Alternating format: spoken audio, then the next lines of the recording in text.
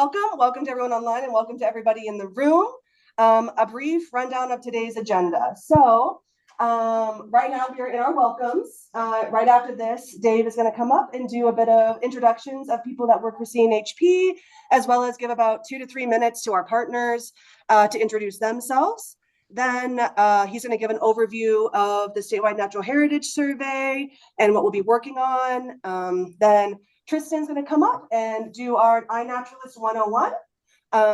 Then we'll have a bit of wrap-up questions, what's next, who to contact, resources, and then around 5-ish or so, we'll have a bit of outside time if we feel like we want to.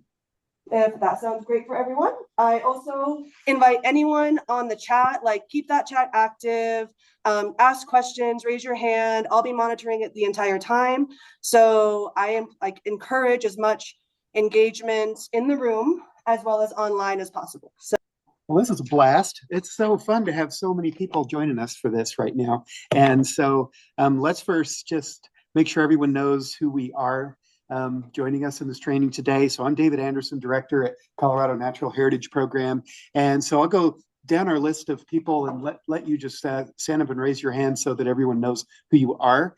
So first on our list is Tristan Kubik, who is one of our lead trainers here today, and our entomologist, Georgia Doyle, our other iNaturalist master and botanist, Jessica Smith.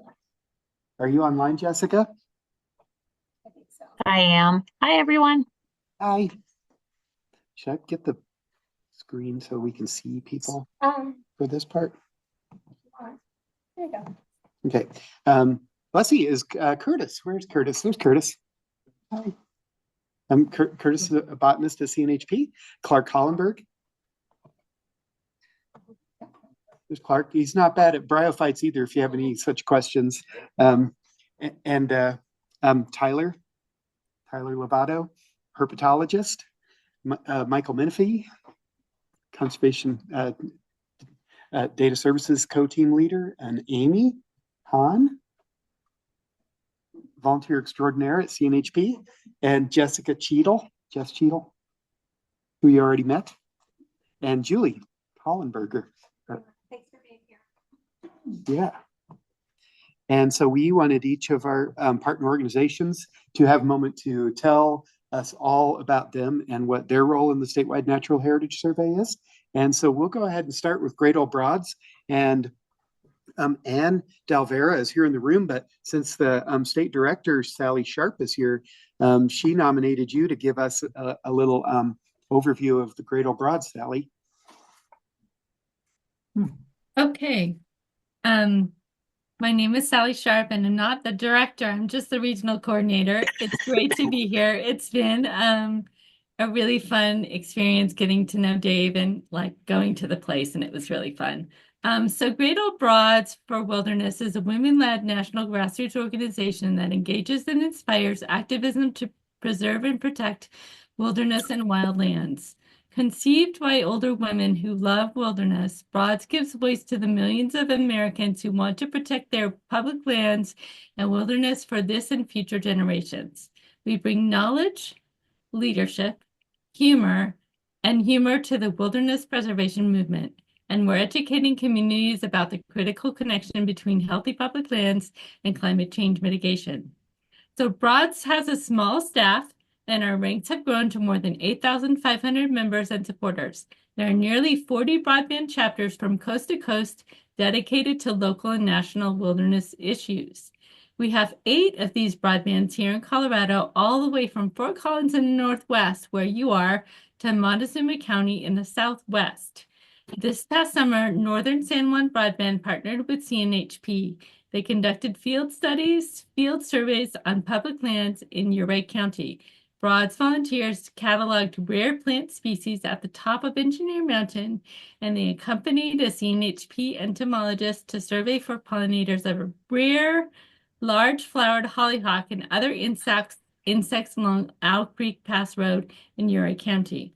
In addition, they surveyed 5 sites where rare and sensitive plants were recorded 25 years ago. Broads and CNHP hope to continue this partnership over the next 3 years to include additional broadbands in this important work. Thank you. Thank you, Sally. I apologize for misidentifying your role at Broads. Oh, it's okay. Thank I'm you all so good.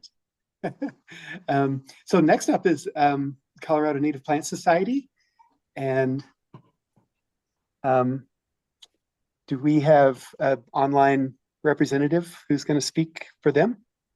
Yes, that would be me. Smelly? Oh, good.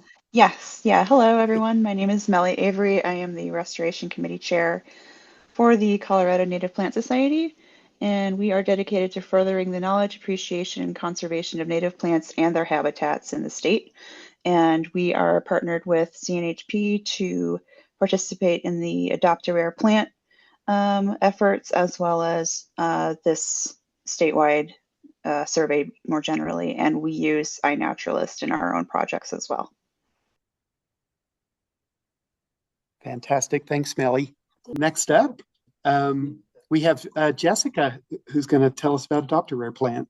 Yeah, so Maggie Gaddis is the executive director of CONIPS, and Maggie couldn't be here today, but CONIPS has supported CNHP with a generous donation, which is match for the statewide natural heritage survey, and it's for the Adopt a Rare Plant program, which is a program that's been in existence for on and off 20 years.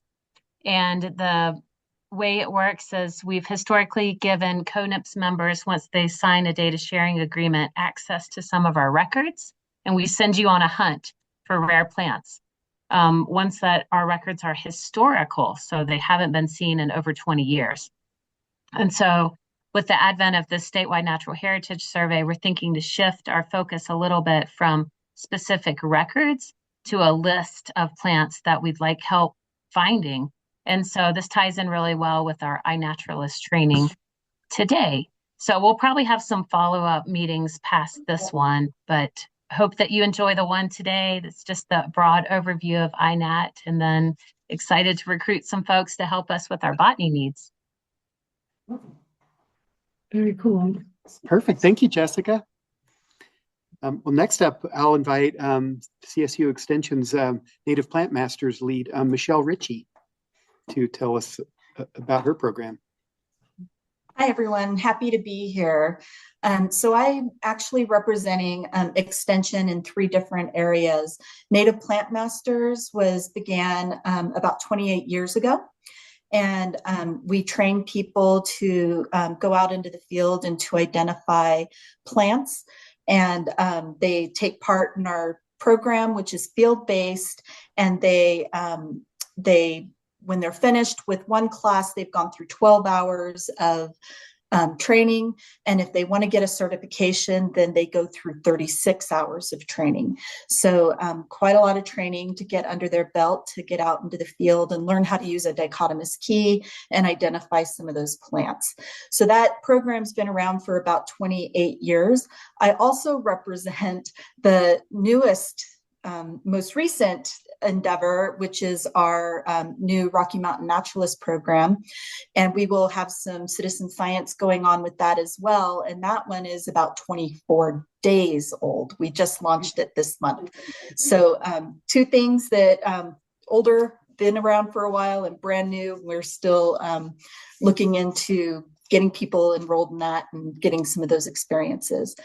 The other thing I bring to the program is I see a lot of my colleagues from Extension on the call today, at least online.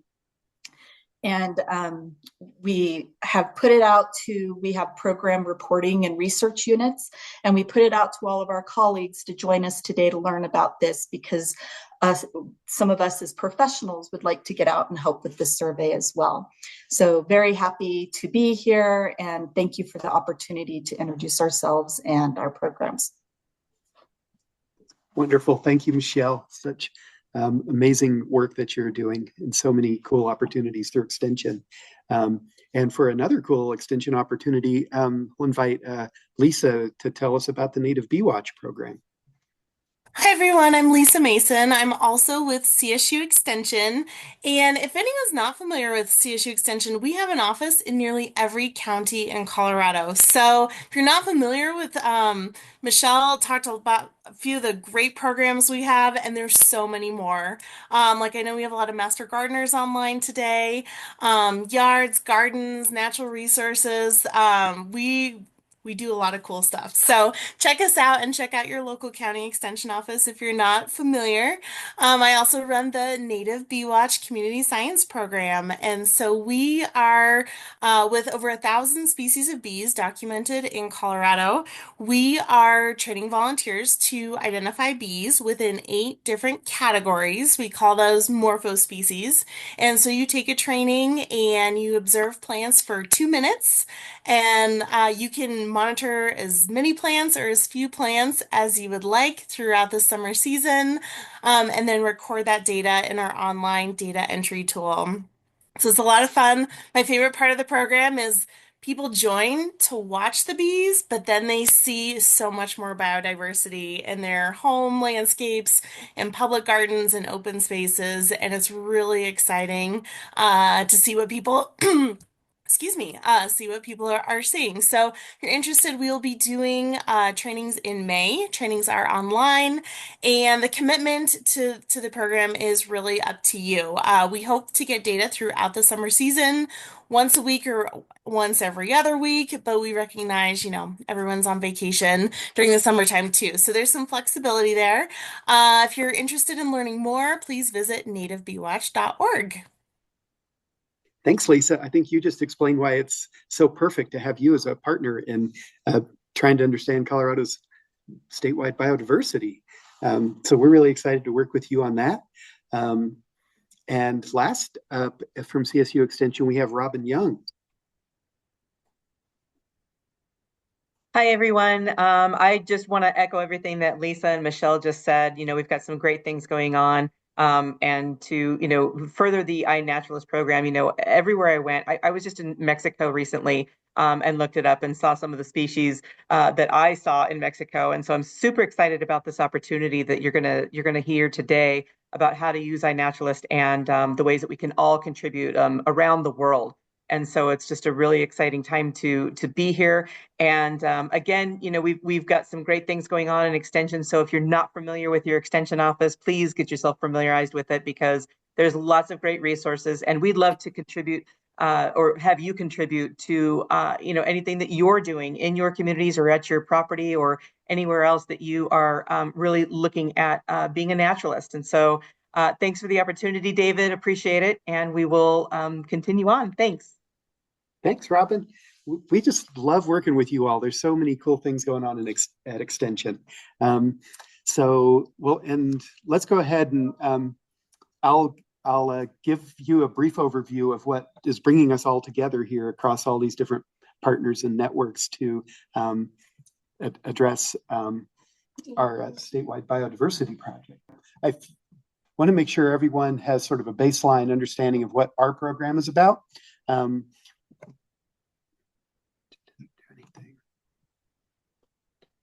So our program came into existence in 1979, and we've been here at CSU ever since 1994.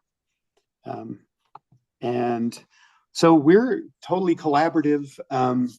We work entirely through partnerships, and in our role, we support decisions that are being made by everybody who's managing land and therefore has a stake in helping to support Colorado's biodiversity across landowners, agencies, practitioners, and industry.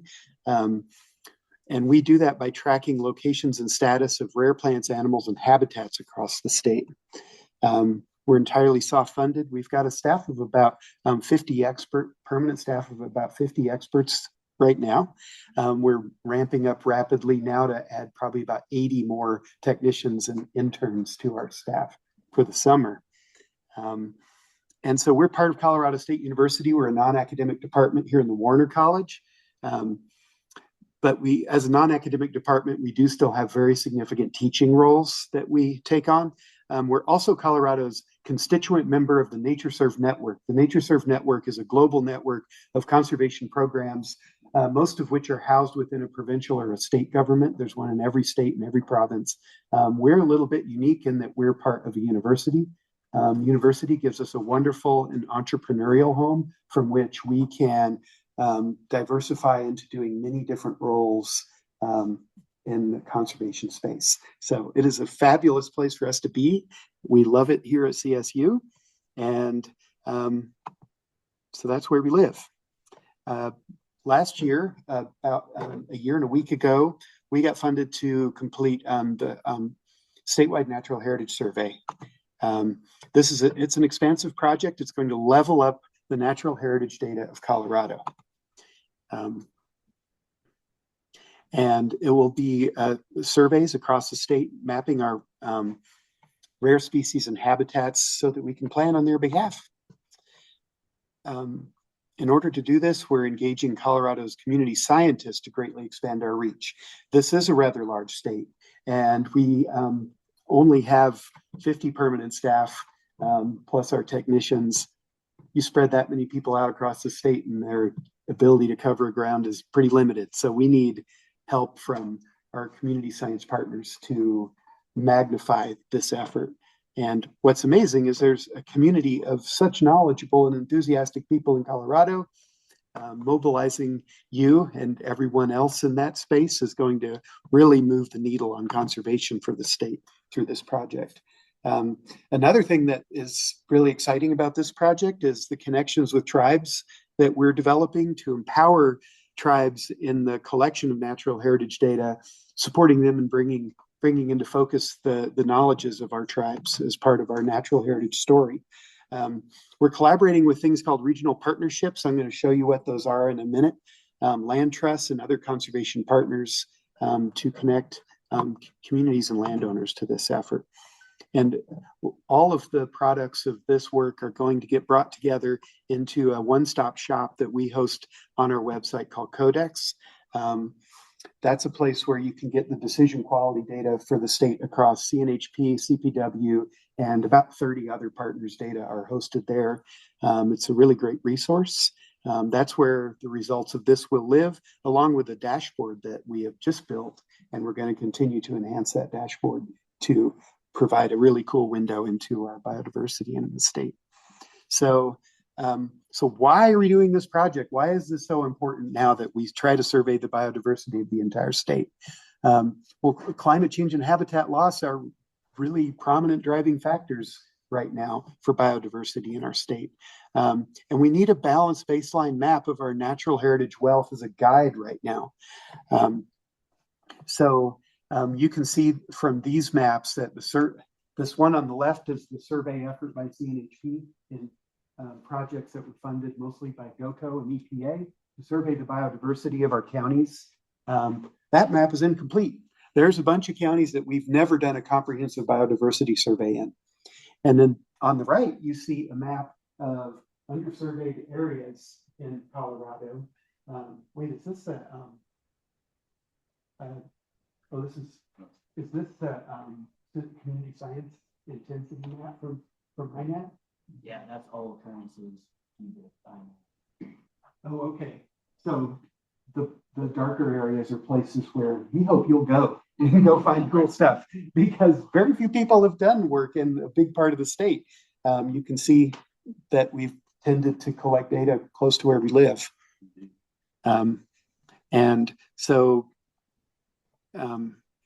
And really importantly, right now, we need to develop recreation that does not diminish the reason that we love Colorado in the first place.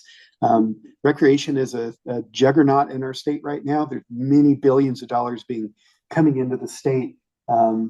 And those dollars are really important for a lot of communities. So it would be easy for us to develop a lot of recreation that severely impacts the biodiversity of our state. And at this juncture, it's critically important that we get in front of that and develop recreation sustainably so that we don't love our state to death by playing in it too much. Yes, Jess. We've got a few questions if Okay. you're willing to take. Let's take them. All right. One's a comment. Just be careful not to walk too far away from the laptop. Oh, sorry. Okay, I'll stick close. And then two, someone asked, what's the difference between comprehensive and upland focus? Yes. Most of the upland focus counties that were done previously were funded by a combination of EPA money to focus on wetlands and GOCO funding to focus on the uplands. So those are shown in brown, and those are a more comprehensive survey of those counties. The blue ones were only wetlands, and the green ones were only focused on uplands. Any other questions? Not at the moment. Okay, let's keep going. So right now, our state is forming these things called regional partnerships. So this is a map of the state's regional partnerships that exist right now. This regional partnership initiative was created by an executive order from our governor just a couple years ago. There's an RFP out where counties can come together as collaboratives and apply for money to set themselves up, and then they can apply for more money to do a plan for their county. Those plans that they're funded to make are a recreation and conservation plan. This is intended to help counties collaborate to develop their recreation networks and enhance their economies by capitalizing on all those billions of dollars coming in. But I laud our state for thinking about this as needing to be a collaborative and sustainable enterprise where we plan out the recreation such that we maximize our conservation benefits too. So this is a perfect moment for us to survey the biodiversity of the state because of the readiness of these collaboratives to use the data that we are going to provide. They can't do this very well when some counties have really good biodiversity data within their regional partnership and others have lousy data. So if some have really good data and some have lousy data, it's very difficult for them to come together and collaborate. So that's where our intentions here are to level up those data and to support their planning across their entire areas as they go forward.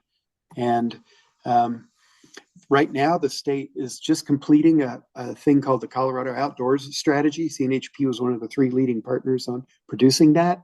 That strategy is going to roll out a plan for the state for building out our recreation and conservation. And so there's a really important readiness right now for these data to help support the implementation of that plan. So any other questions about those pieces? Yes, Anne. Looking at the map, I see some of the color of some of the regional partnerships that overlap county boundaries. Yeah. And is that due to landscape boundaries like watersheds? No, some of them just have it. Some of them existed before, and then different groups planned more additional collaboratives that kind of overlapped. The big one is the Metro DNA. That's one of the oldest such sort of multi-county collaboratives that's kind of goes from Jefferson County to the north. So is that number 5? Yep, that's number 5. Okay. And oh, I had that wrong. Okay, yeah. So 5 is the blue one. There's some overlap in no-go places with some other ones, and yeah, yeah. Okay.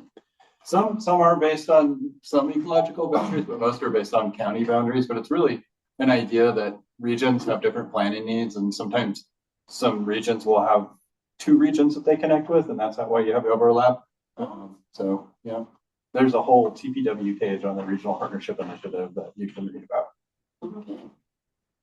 Yeah. And then it's a nice comment as well. Robin mentioned that there's going to be an RPI informational Zoom meeting next Friday if anyone's interested. Yeah. Great. Yes. Thanks, Robin. Dave, you'll be presenting at that, right? Yeah. Yeah. Yeah. If anybody wants to link for that for you to after you leave. Or after We got one in the chat here, but then anyone in the room as well. Great. Yeah. Well, I hope I've painted the picture of the importance and the readiness for our state for this work that you guys are going to help us with. And it's going to support some really important planning and conservation work that's going to start happening going forward. So this is the perfect moment for you to get trained and come on board and help us do this. So let's see if I can improve this. So just to kind of wrap things up here and get onto our training, in 2025, we are launching the biggest field season our program has ever launched. This summer, we're going to focus on 21 counties. These counties are organized into 7 of the regional partnerships that we just looked at on the last map. So we're in the process of getting ready for that and planning it, developing the priority areas within each one of those geographies that we're going to go after and survey. We're onboarding our seasonal staff. We're doing this training, engaging our community scientists. We're conducting stakeholder outreach across many partner organizations, regional partnerships, especially. Also the LTs, which are land trusts, Keep It Colorado, a member organization for land trusts, Colorado Parks and Wildlife, the conservation districts, CSU Extension as a key partner in connecting with landowners and communities across the state, since Extension has this amazing footprint of being, as Michelle said, in almost every county in the state, as well as the NRCS soil conservationists and Bird Conservancy of the Rockies private lands wildlife biologists. We're launching a 5-year tribal engagement work plan now. And we're leveraging many other projects that we're doing across the state that are funded by other funders, and launching the dashboard that I mentioned earlier. And we're excited for you to join us in the field on these adventures. This is something that takes a humongous village of partners to do. These are some of our key partners, either in the space of knowledge, capacity, and funding. And so I'm going to invite Tristan up to take us on into the training bit. Thank you.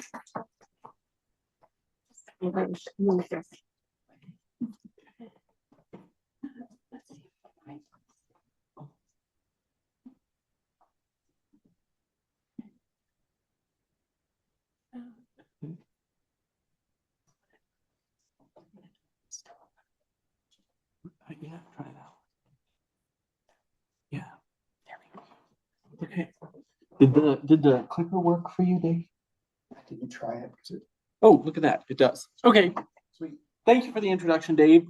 This is very basic. I'm just going to start this training, and then folks online, you can, I think there's a little way for you to raise your hands, but just a quick poll. Who here has used iNaturalist and or has an iNaturalist account? Okay.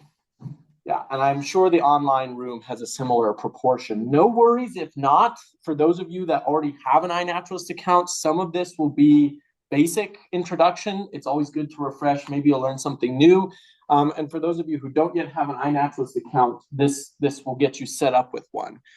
This QR code should take you to iNaturalist.org. You'll probably, it'll take you to a screen that looks like this.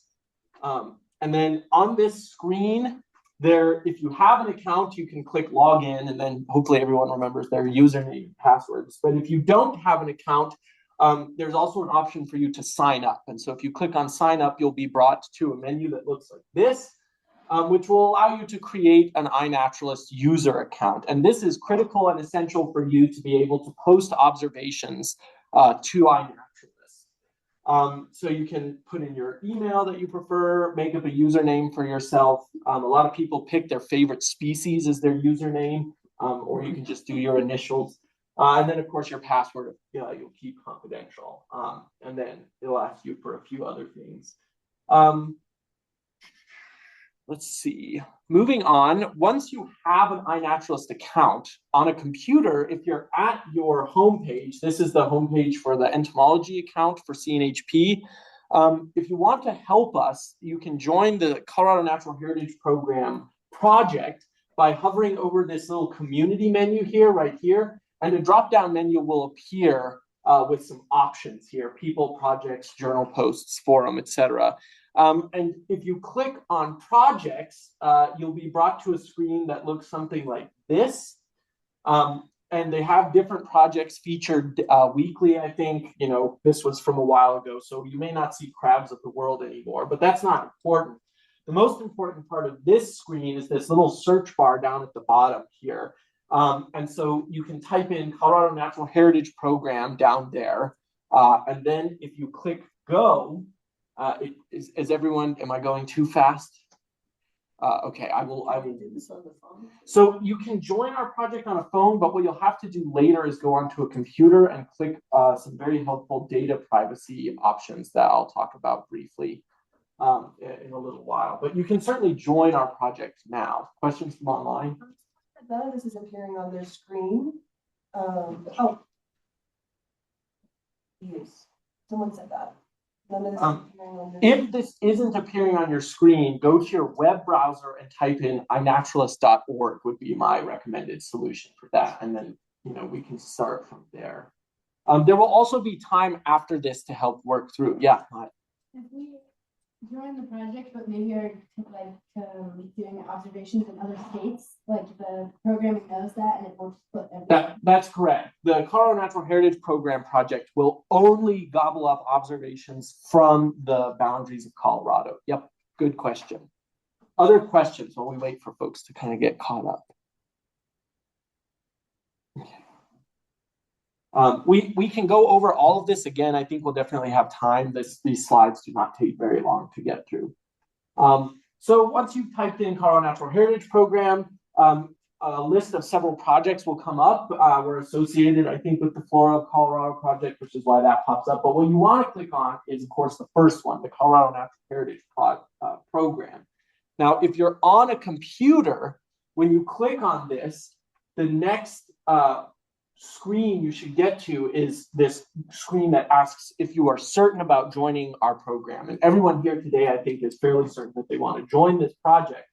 But there are some important steps on this project that are a must, which is clicking yes on this data privacy option. And the yes just means that it's going to allow the project, which is us, the Colorado Natural Heritage Program, to see your exact coordinates, even if iNaturalist obscures them. And this is only relevant for really rare species, which is, of course, what CNHP's bread and butter really is.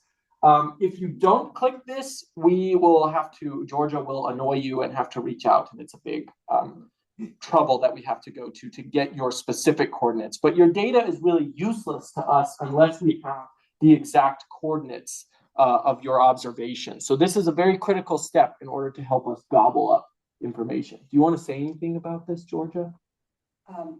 Yeah, if you can't do this on phone, like Tristan mentioned, and if you forget and you have an observation that we want, we will pester you with a message. So yeah, that's all. But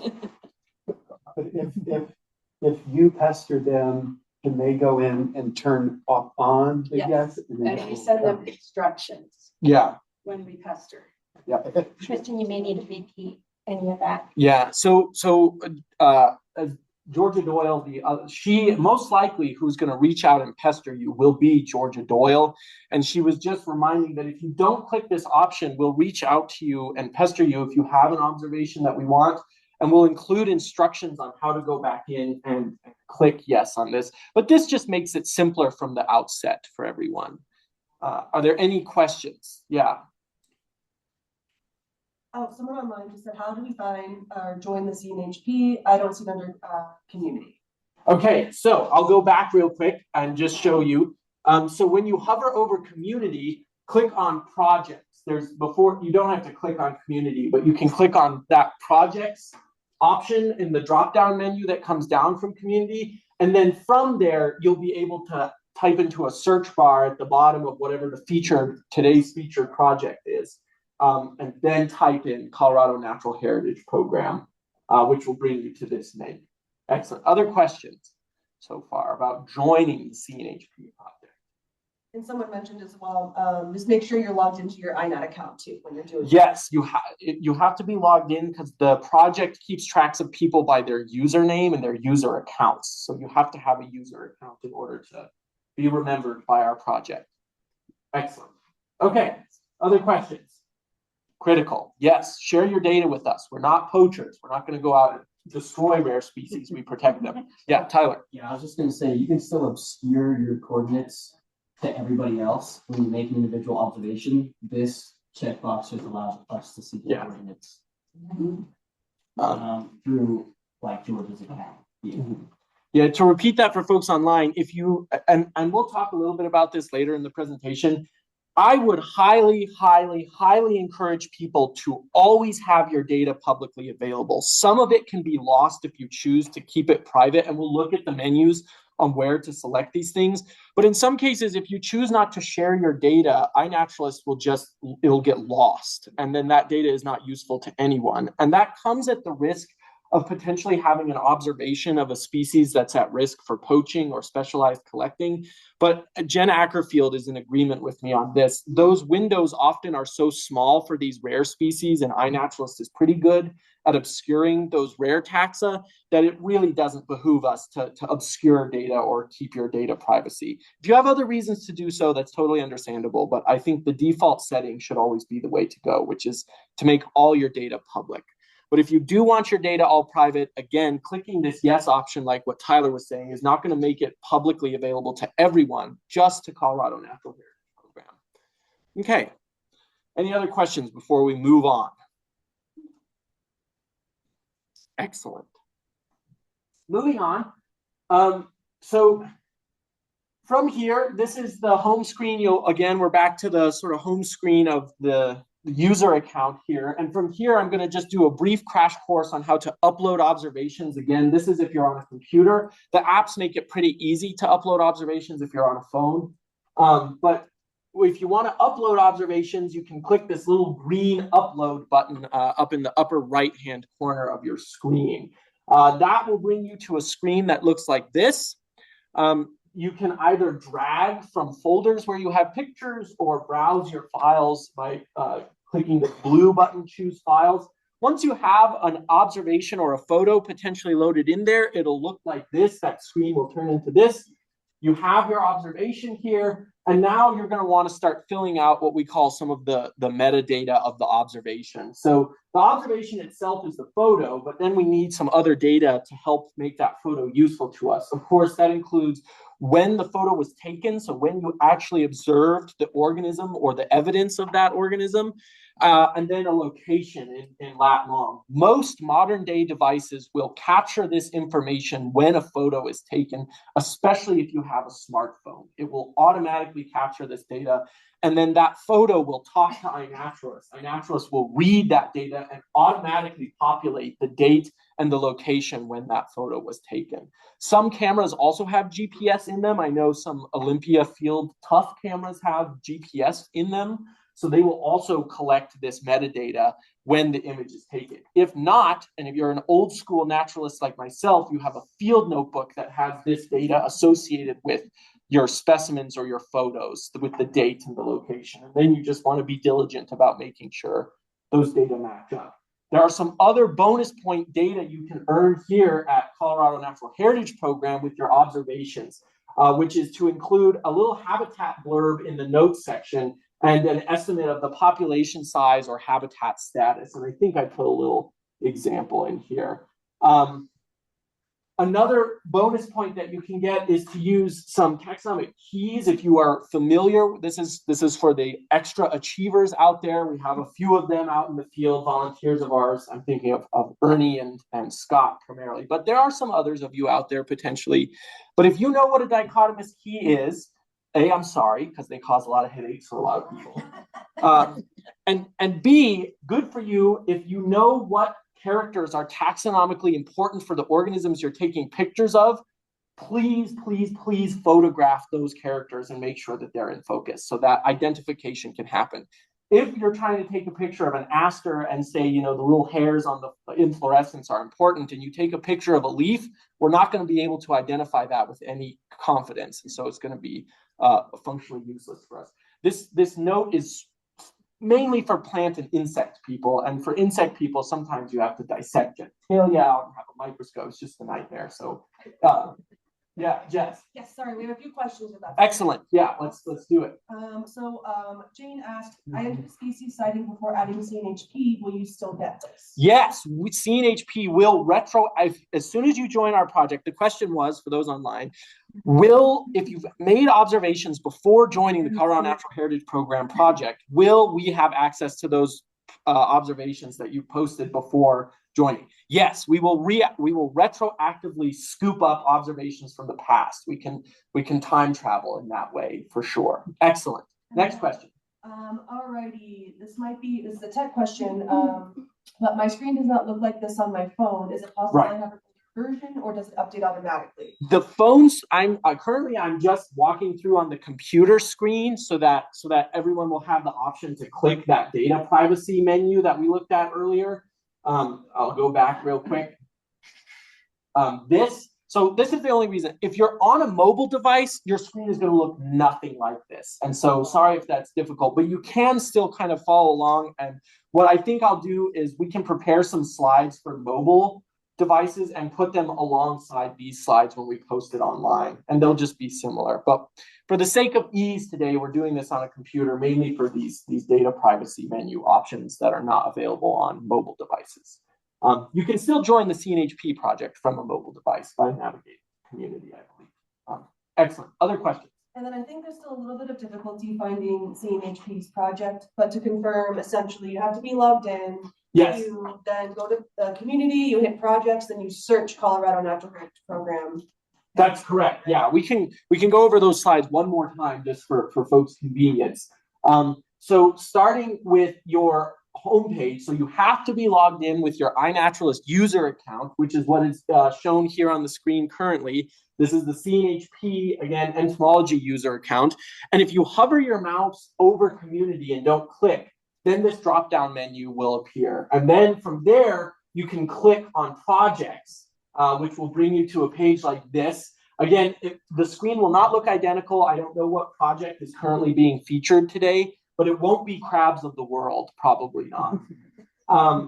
But it doesn't matter, because right under whatever the new and noteworthy featured projects are will be a search bar, and you can type Colorado Natural Heritage Program into that search bar here. And then once you click go, it will bring you to this screen with a list of different projects. And you should click on the hyperlink for the Colorado Natural Heritage Program. It's that logo of ours with the loggerhead shrike. That's not a loggerhead. What kind of shrike is that, Dave? I thought it was a loggerhead. It is? It is? Okay, good. Well, I'm no ornithologist. Birds scare me. Okay. Next. All right, and then that will bring you, if you click on the Join Colorado Natural Heritage Program project, it will bring you to this screen. And then again, this is the important button. You click yes. And then once you have clicked yes, you want to share your observations data with us, you click yes, I want to join, and voila, you're now part of the Colorado Natural Heritage Program project. Okay. I do have one more question. One more question. Sorry. Excellent.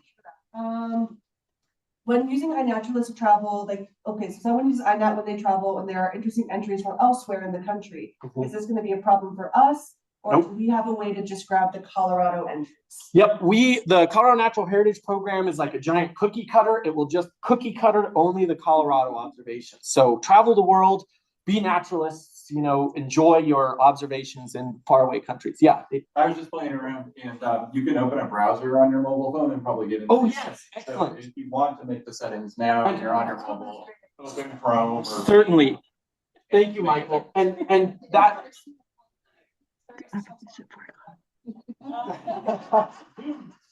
Thanks to Zoom.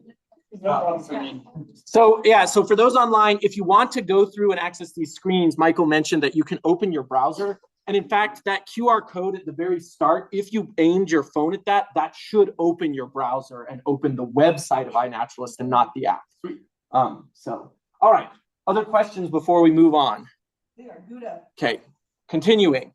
All right, so extra credit to include habitat blurb. Another piece of information, and I meant to update this here, that you can include, especially for plants, if you can give us an estimate of the number of individuals that you saw of the plant, that would be included extra credit.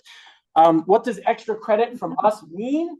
Well, you know, we would love to be able to cut you all a check for $5 if you include this little piece of extra credit, but we can't do that. So the next best thing is if you include this here, we will include that information in our database, Biotics. Likely your comments will end up in our big database, which, as Dave mentioned earlier, is an international database. So you can get some of your description into our Biotics database. Okay. All right, sorry, I do have 2 questions. 2 questions. Sure. Is there a way to see and sort recent observations in the area you are located?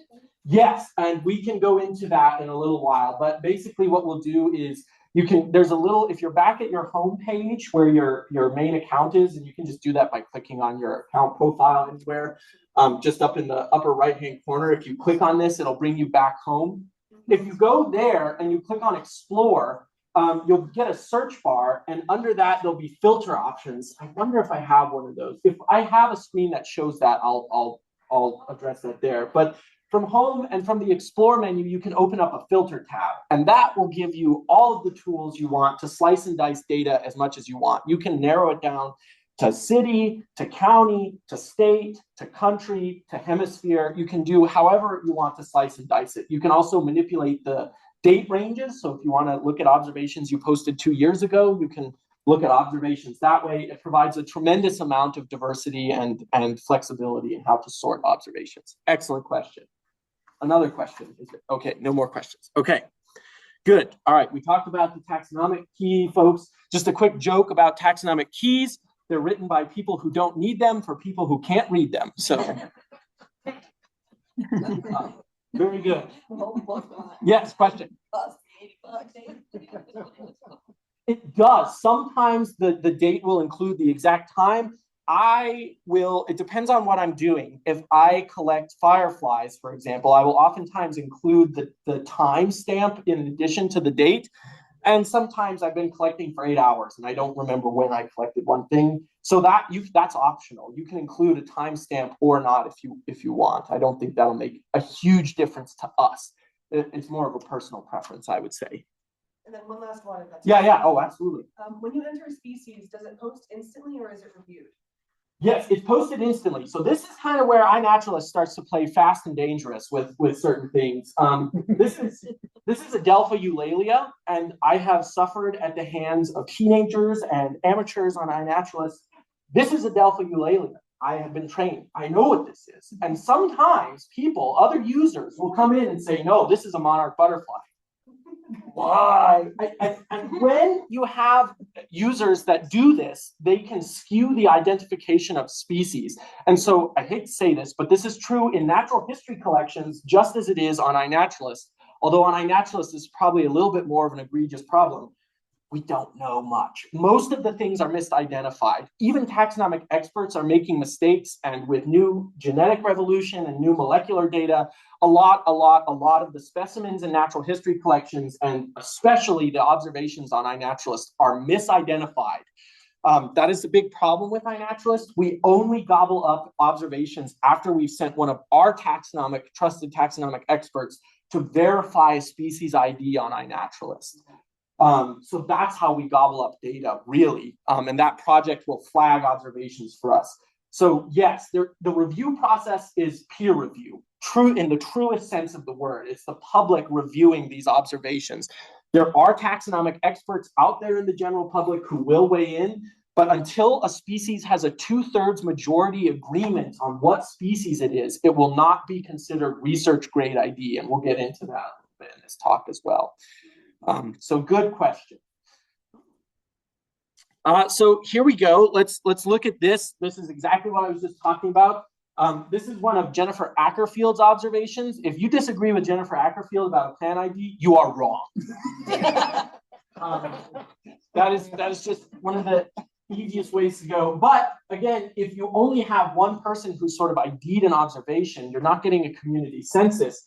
Or if someone hasn't, if more than 2 or 3 people haven't tagged an ID onto an observation, it will have this needs ID designation up here, this little yellow tag. Once more people weigh in other than whoever just uploaded this, then it will become research grade once it has those 2/3 consensus. And Colorado Natural Heritage Program will only start looking at observations that are research grade. And then we have an additional filter again. We make sure one of our trusted taxonomic experts looks at your observation. The cool thing, if you're contributing to our project then, is whatever ID our taxonomic experts agree with on your observation, you can take that to the bank. That is a solid ID from our taxonomic experts. Any questions on any of that ID? Yeah, this can be a bit of a nightmare and cause a headache for folks on iNaturalist. But yeah, wrong. No, this is correct.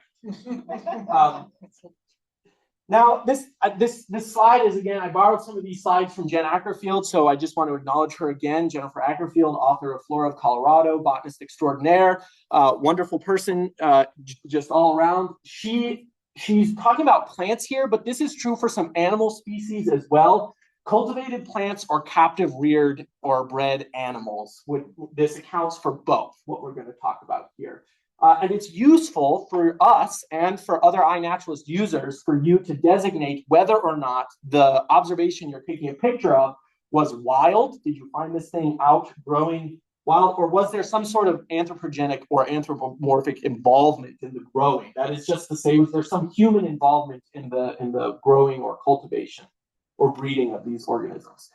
Luckily, and now we'll look at, if you are on a phone, we can look at some of the options. If you go to post an observation, you can click this little option here. It's a question, is it captive or cultivated? If it is, if it's growing in someone's garden, like a tulip, or you take a picture of a gorilla down at the Denver Zoo, obviously that is captive or cultivated organism. Now, if you're on a computer, that option is on the upload page that we were just looking at here. It's less of a question. I don't know why the computers are so much more terse with us, but it's this little box here, captive, cultivated.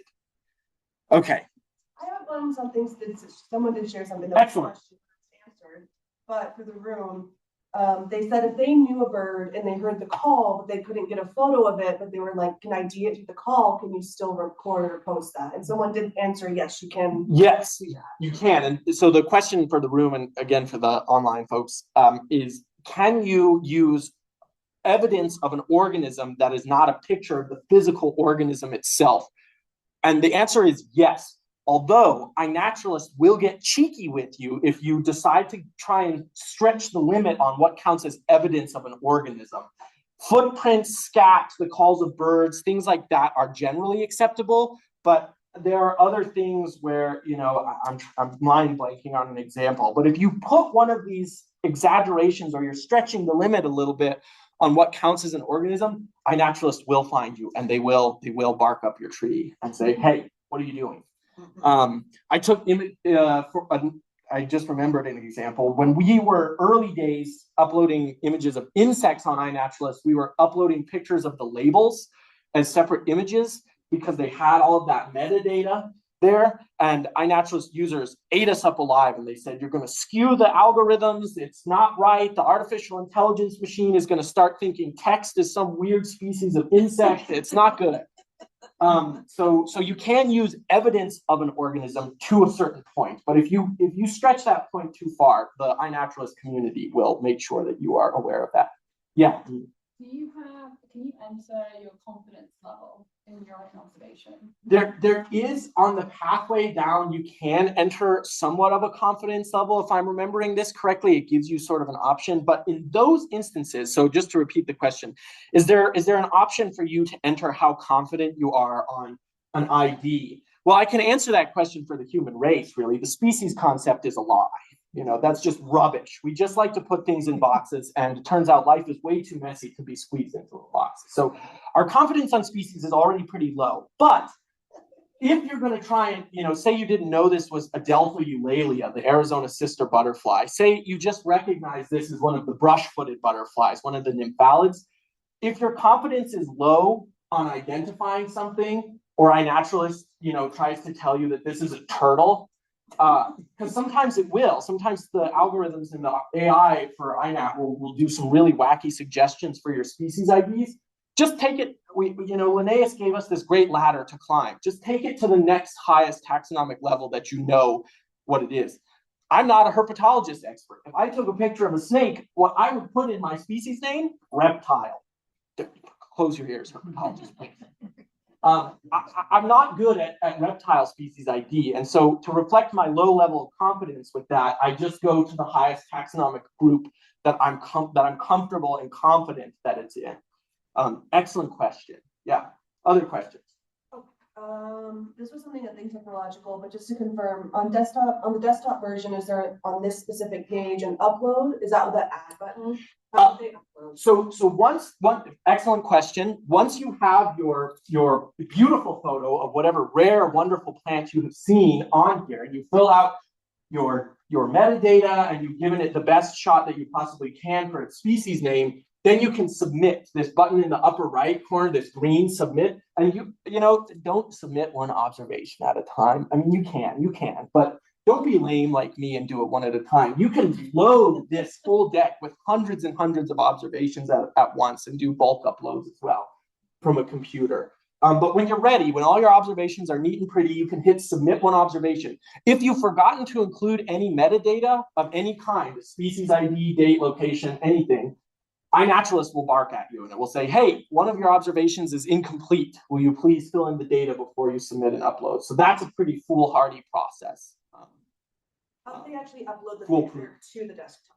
Oh, okay. There's many ways to do that. If you have a camera with a SIM card or a little SD card, you can take it out and put it in. And if your computer has a port for that, you can use a USB port. Some cameras hook in right to a computer. If you've got a phone, what I use my phone for is I use a Google Photos account and I dump all of my Google Photos in there. And then you can sign into that account on a computer and drag photos out of that onto there. There are many different ways to get photos off of a camera device onto a computer to start uploading these. Thumb drives, SD cards, direct connections, email even. Yeah, another question. So is your preference that we upload onto the computer in that manner rather than use the phone? No, it doesn't. When you're uploading, once you have joined the project, it doesn't matter how you upload. We're just using the computer screen to again, show that critical step that we need, that data security step or that data privacy step. But all observations, we'll take them. We'll take them from phones. We'll take them from computers. It doesn't matter at all. Yeah, great question. Excellent. Any other questions? This one might be, yeah. So this is also being talked about on the chat, but on their phone, when I download a photo and get to the location bar, I get a map of the world that I have to hone in on to the location. Is there an option to enter written info like basalt, Pitkin County, Colorado, 7,000 feet, and that kind of thing? And if so, how do I do that? There is ability to do that. On the computer, if you click on location, it will bring up a big map of the world. But if you scroll down, there's a little bar right underneath the map of the world where you can type in specific lat-long coordinates if you want. If you don't know your lat-long coordinates, you're going to have a little bit of an extra step to go to either a mapping software or a physical map and be like, this is where I was, and get your latitude and longitude off of that, and then type it in. Again, that specific lat-long coordinates, the more specific it is, the more useful that data is for us at CNHP. So good questions. Yeah. Yeah. Is there a way someone on their phone, like if you got Google Earth Pro, would that give you a lat long? Yes, it will. It will. If you have a mapping device, the question was if you have some sort of mapping app like Google Earth Pro or Avenza or Onyx or other examples, they will give you your lat-long coordinates as well. Yeah. And if you want to add any habitat data like basalt, you just put that in the notes, right? Yeah. So the question was for additional habitat data, just put that in the notes. One thing I will say is iNaturalist will not bother you if you leave the note space empty. iNaturalist is not going to remind you that you forgot to enter notes. So if you have notes, that's all on you to make sure that they get entered with those relevant observations. Okay, we talked about research grade. We looked at cultivated or captive plants. And then again, this is that box here. Here it is on a computer screen for the captive and cultivated taxa. Just to clarify, it's probably easiest if you do it on your phone because that captures the lat long right there. You don't have to mess with anything else. Yeah. Again, for those online, Georgia brings up an excellent point that the easiest way to capture metadata is to just use your smart device. You have a camera, a GPS unit, and an internet, wired all into one little device that fits into your pocket. The marvels of the modern age. So definitely take advantage and leverage that power to your benefit by using your phone. It's the easiest way to get all of that data accurately uploaded. And quick note to that, someone messaged your camera settings, if this isn't working, might have the default GIS detection turned off. So make sure you got that sucker on. I have an embarrassing story on this count. I went an entire field season with the GPS coordinates turned off of my phone, and I was taking pictures. Luckily, I was diligent, and I was also taking GPS down in my field notebook. But don't be a doofus. Don't have that option turned off of your camera. Make sure that your location settings are on in your camera settings so that you can capture that information if you're going to use that for iNaturalist. People take pictures of all sorts of weird things. So if you don't want that on for other photographing things, that's fine. But if you're going to use your phone to collect observations for us, please, please, please make sure that option is turned on. Excellent point. Just a quick Michael. It's called exit data. And if you accidentally recorded data and it's a privacy thing and you don't want to say text that photo to someone with your exact location, you can just download an app to strip exit data, IF data, and it will remove all that metadata on the photo. And fun fact, back in early spy days, no one knew this, and spies would routinely put spy information in the little sidecar on a photo. And yeah, that was how they deliver a secret message, because no one knew to look for the metadata that was attached. Fun fact, I don't think we'll see spies using that in the modern day, because as biogeographers, we're obsessed with that metadata. Excellent. Thank you, Michael. Okay, here's just an example of a species, the daylily, the orange daylily. This is not an endemic to Colorado. This is a cultivated species. Okay, so this would be an example of a species that you would click captive or cultivated on. Oh yeah, Curtis. Can I clarify one thing? Yes. Just because it's in a garden doesn't mean it's captive or cultivated. Correct. Weeds are not captive or cultivated. They can be counted as wild. Yeah, an important note that Curtis has brought up for those online, just because an organism or a plant is growing in a garden does not necessarily mean that it was captive or cultivated. Weeds are a great example. They can come from wild. Can you clarify then on the weed subject, since that's all a thing, and I know the answer, but I think it'd benefit people. Like, let's say I see a daylily on a riverside bank in a wild protected area and I'm doing other work, how would I record that? Yeah, so I think the guiding line is if it was established by human like intervention. Yeah. Humans helped it to get there, and not by means of just like it was stuck to somebody's boot and then it grew. Right. But like somebody intentional human intervention. Yeah. Which is kind of hard to see if you're looking at, I mean, we are all commonsensical. We can see, these beautiful gardens and say, well, that was put there with intent, but yeah, that might. It's a gray area. Like, yeah. I don't know. Maybe somebody planted this on their homestead and now the homestead's gone. Mm-hmm. Yeah. A beautiful example of this where intent was obvious is down at the Amache heritage site where the wild roses have been grown intentionally. There's obvious human intent in the rose growing for those old Japanese gardens. So just a fun example. Okay, thank you, Curtis. Was that clear to everyone online? The conversations about the gray areas in whether or not plants in a garden may not be captive or cultivated. They may be growing as weeds or unintentionally have set root in a garden.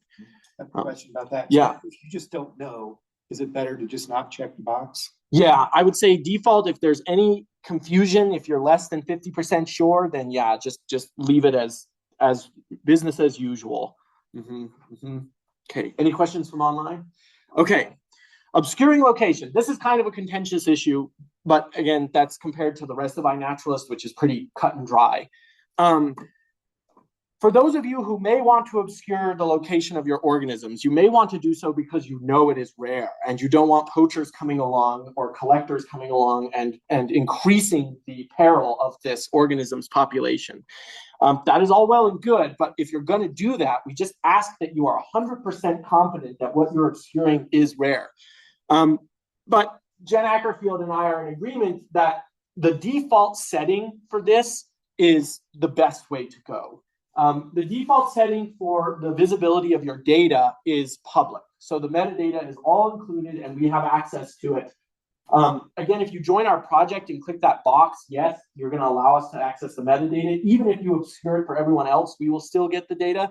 But if you want to obscure it, you have to go to a little bit of extra effort here. You have to change it from the default visibility setting to obscured or private. And then if you click obscured, it'll give you an option for what distance you want to obscure it to. Georgia has some examples of people whose data has been geo-obscured to the world. And so you find terrestrial species occurring in the middle of the Atlantic Ocean, which is obviously not correct. So that just some considerations for the obscuring distances that you're going to set for your observations. Okay. Obviously, those massive obscurings are useless to us. So, and then the last thing I'll say about the iNat training, then we can answer some questions and have a little Q&A, continue what's been doing. But if you want a treasure map, if you are curious what you should be on the lookout for, this QR code will take you to our statewide survey site, and you will be able to find a spreadsheet there, which is the master list. It's like a treasure map of goodies that we want information on, species that we want information on. So go ahead and, again, we'll be distributing these slides. So this is not your only opportunity to get this. But this includes a bunch of different information. I'm sure you will have fun getting lost in that little spreadsheet. It's quite a fun thing to navigate because it includes all sorts of things, such as, what kind of animal organism is it? What county is it in?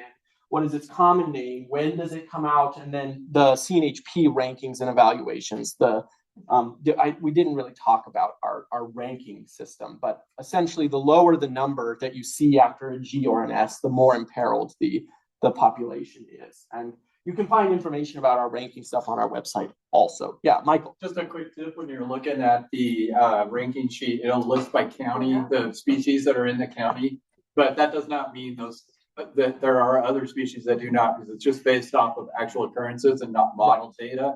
And so it may even be within the range of a species, but not occur on the county list because it's only actually recorded observations in our database that trigger the county list. Right. So sometimes people are like, oh, I won't see it because it's not in the county list. Don't think that. Right. So a quick clarification for those online that Michael made, which is that this list was developed by actual observations, and that if you don't see a species in a county, it doesn't mean that it's not there. You might have still a good chance of finding it if it's in the range of that species. We just haven't included it because it wasn't a hard data-based inclusion. But if you go out and find it and post an observation, then we can include it. So this is an example of the target list. We have these global and state rankings. Anything that's a global rank of about 4 or 5 is doing relatively well. 3 and below, these are imperiled species. So now you have these lists of how rare and imperiled some of these things are to help you inform your treasure hunting as you go out into the great wide world and look for some of these taxa. Okay, questions about iNaturalist? If you can stump me, I'll give you $5. Yes. Stump you or not. I came across a mushroom blooming. And it's been up on iNaturalist maybe for 3 years now. Nobody's been able to identify it. Why is that? It might be, and this is true for fungus especially, it probably could be, if you're lucky, a new species that no one just knows what it is. Alternatively, fungus are unique among other organisms in that they're like the plants and definitely like the insects in the regard that sometimes you need spores or special characters that you just can't see with that photo. And so people can tell you, well, it looks like it could be a polypore, but you need the spore microscopic characters to figure out exactly what species it is. So as a naturalist, should I have kicked it loose and taken more pictures or left it alone? So collections.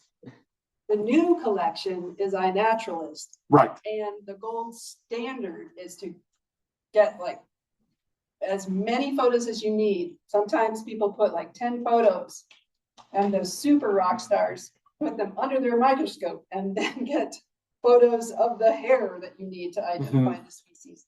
So that's more better than Yeah, collecting collecting There's a lot of specimens. things now. There are a lot of rules. Like, do you get a flower? Do you have a seed? Right. Those the kinds of things you can get pictures of, and it really Like an aster I just receptacle, you need, you know. the only As I mentioned, going through the taxonomic key. you have to be a little bit of a botany geek, but okay, here's why I'm making this decision. I'll take a picture of that piece of the plant that made me decide to go this way in the key rather than that way, and then, you know, until you get to the end.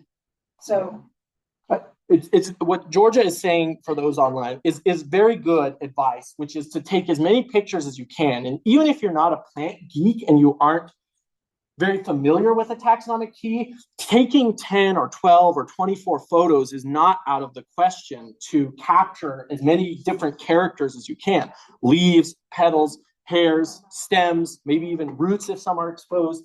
The only problem with the images, and this is sort of the catch-22 of modern naturalism, is that the molecular revolution has led to a profound new understanding of the tree of life and the relatedness of all things.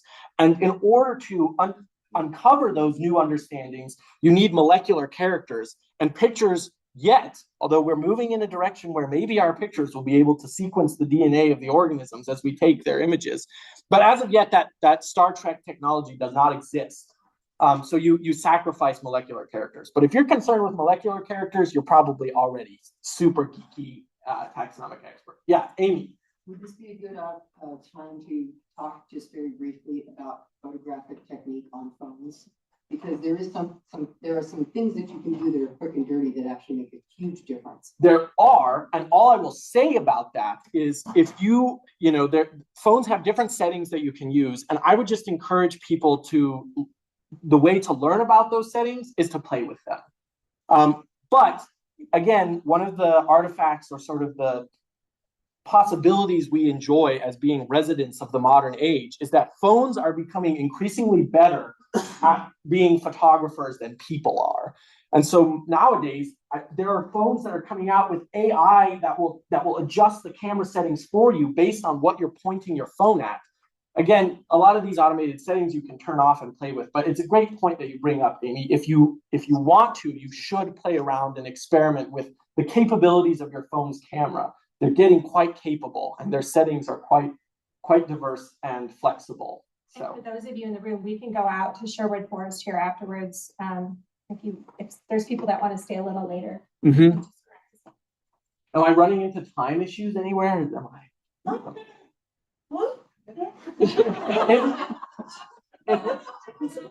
Yeah. What a moment. I think if people need to leave, you're welcome to leave. If you can stick around, if you're online and can stick around. The Q&A is always the most helpful, I find. Answer questions afterwards if there's some stuff we want to wrap up, because there's a few things we want to mention, but then we can keep answering questions in the chat and in the room. But can I ask one more? Yeah, absolutely. That's online. And this might be quick and easy. What if we have no idea what we're looking at? Like what if you have no idea what you're looking at, other than looking at a name? Like, so that they have the name on the tracking list. Ah, yes. They know what they're looking for. Welcome to the world of discovery. If you don't know what the name is on the tracking list, Google it. Look, explore, check out a book from the library. There are resources that are easily accessible and just wonderfully juicy things to sink your teeth into. This is where the true, joy of naturalism happens. This is all about discovery and learning. If you encounter a strange species, that would make my day. If I've encountered a species, I don't know what it is or what it does or what its name is. Learning those components about it is the bread and butter of my existence. And I imagine that's true, at least in part, for everyone else here. So yeah, have fun, explore, discover. It's a wonderful question. Yeah, Georgia. Here we go. And then we can wrap up. Yeah. Go ahead, Georgia. Yeah. Okay, just a couple of resources for plants. On our website, the Rare Plant Field Guide. You can look on our website, and a lot of the plants we track, we have photos, habitat, information, what watch out for, look-alike plants, things like that. And also all the herbaria are now online, which is amazing. All the records of the plant specimens, and you can search that. I'm pretty sure we're going to put together a training on plants, like where to start. Right? Also, NatureServe Explorer is a link that for any species you can look up on NatureServe Explorer, see the range and all the synonymy and all kinds of other fun stuff. No, perfect. It's welcome to our world. It's never ending. You'll never know everything. Yeah. Okay. All right. Yes, that's a perfect segue. So also, like, keep asking questions. We're going to be around. We're going to keep the chat open too. Very good job. But in case people have to log off, I just wanted to provide the slide that's like, so this is our first kind of training as we kick off a lot of things. Like I'd say with our biggest, like a big form of engagement with our volunteers, kind of getting our feet wet, getting things started, but it does not mean this is the end all. We like already have some things kind of in the mix that we've been working with partners as to trainings that we want to do as the year progresses and as the years progress. But I also open the door, and just like even as Georgia just stated, like there can be other trainings that we provide. So if there's questions you have, or I saw a few things in the chat where like some local communities or local groups were like, let's have a field day with us alone, like, and then maybe going in the field and using iNat in person. Please, well, my email will pop up there in a second, but please email me your ideas or questions about this training, questions and recommendations for future trainings. And on that note, some ideas that we already have, a plausible future training, and Michael's going to say a few words about this, is regarding codex. So, come up. Yeah, go for it. So Colorado's Conservation Data Explorer, when Tristan was talking about treasure maps, is like the ultimate treasure map before you go into the field. You can sign up for a free account at that link. Maybe someone could put the link in the chat as well. But when you sign up for your account, you go to the map page, and there's several layers you can interact and view, but also you can run a thing called a project report. And when the first option you get when you click it, you can do training, but will be you can draw a box on your area of interest. Click, click, click, double click, submit. And now you'll get a list of every species that CNHP's database has, all the rare plants and animals, plus Colorado Parks and Wildlife, Bird Conservancy of the Rockies, and a slew of other data like wetlands that are present, those potential conservation areas we've created. And so I do it whenever I go out in the field, and that's going to give you also potential. So it does have known occurrences and then modeled that might be there, or range maps say they might be there. So it's a heck of a tool. I use it just when I go hiking. So I'm like, oh, cool, maybe there's some goshawks on this hike. And so really powerful tool before you go in the field. And if you'd like training, I think that when we have time later this summer, we hope to have a permanent training calendar that will be up where people can go and pre-register, but feel free to email me in the meantime. I've already invited a couple people to reach out. I can always do quick one-on-ones, or if we have a larger group, we can schedule something while we're getting that going too. Or if you're with an organization that sounds like, gee, my consulting firm should be using this for all the project reviews. Most consulting firms are starting to use it in Colorado. Call me and we'll get you going. So anyways, love to have you using Codex. It's a really fun tool once you get to use it. And it's how we're going to share all this data you're collecting with the public so that it gets considered in conservation planning, industry, and listings, research, all those things. So this is where you're going to be able to interact with your data after it finally goes through QC and ends up in our database. So thank you. Yeah, thank you. Codex is really cool. I've only just used it for the first time recently, and I was like, wow. It's like, wow, this is magic. Okay, I was wondering, Jessica Smith, if you're still on, do you want to kind of give a brief idea of the like Colorado Native Plant Society Field Studies partnership and field days? Yeah, I'm still on. Can you guys see me? I'm not sure you can. Yes. Give me a sec. Okay. There. There you are. Great. Although this is very anticlimactic, the short answer is I'm not sure yet what that's going to look like. But definitely, please, we'll keep you posted. We'd love to have people attend future trainings for the botany type stuff. I think there are going to be some. Just not quite sure what's on the docket yet. No, that's perfect. It's just like if you if you like plants, stay in store. Yeah. And then I'm gonna reshare this, and goodness gracious. All right, then the last one I wanted to mention was just, we do have another project running that is a vulnerable wetlands mapping project along the Front Range this year.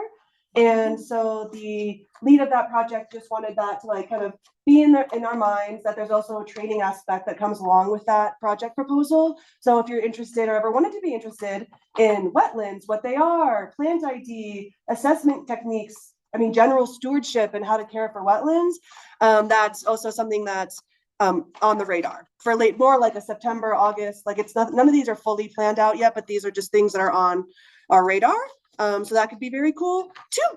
And on that note, our wetland plant field guide is on the verge of relaunching on the Apple Store. Our developer just emailed us today; they're getting close, so it should be up and have to identify your wetland plants.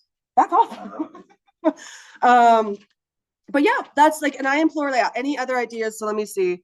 Yeah, this is my email up there.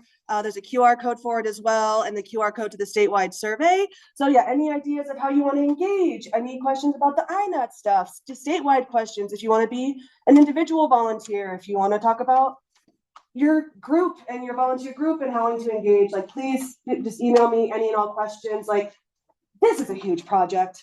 Colorado's large. We are merely a group of people. We cannot possibly reach every corner and, get every plant and every animal. And so you guys are a huge asset, a huge help. Like we depend on you. We love you all. So I also want this to be something that we are reflecting what you want and what you need, so that you could also, you can help us as best as you can, but also that you're learning, having fun, and engaged. So spam me. If you'd like. And we'll make sure all that stuff gets in the chat. But I mean, before we kind of stop the recording, feel free to stay on and ask any questions, and of course within the room, but are there any questions before we kind of officially close out for the day?